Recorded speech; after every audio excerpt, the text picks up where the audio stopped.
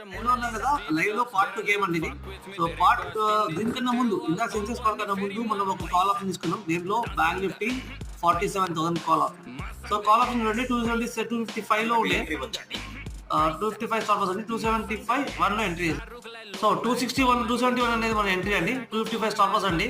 So stop loss లో మనం పక్క దానికన్నా ముందు ఎక్కడికి వెళ్ళింది 324కి వెళ్ళింది.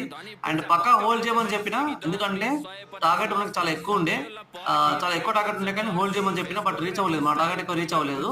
రీచ్ అవ్వకుండా పడిపోయింది మార్కెట్. అక్కడ వచ్చినాక 280 దాకా వచ్చింది. అక్కడ నుంచి మళ్ళీ పైకి వెళ్ళింది. సో అందరూ బుక్ చేస్తున్నారు, చాలా మంది హోల్డ్ చేయలేదు. మెయిన్ ఎయిమ్ అంటే మన ఎయిమ్ ఏంటంటే బ్యాంక్ నిఫ్టీలో మెయిన్ చార్ట్ లో ఇదండి, ఇది బ్రేక్ అవ్వాలని చెప్పేసి మన మెయిన్ ఎయిమ్ అండి. ఇది బ్రేక్ అవుతేనే మన ఇది టార్గెట్ రీచ్ అవ్వాలని మన మెయిన్ ఎయిమ్. అది ఇంకా రీచ్ అవ్వలేదు, ఇంకా వెయిట్ చేస్తున్నాం దాని గురించి. ఓకేనా, దాంతో ఇది చూసుకొని మనం సెన్సెక్స్ లో కూడా ఈ కాల్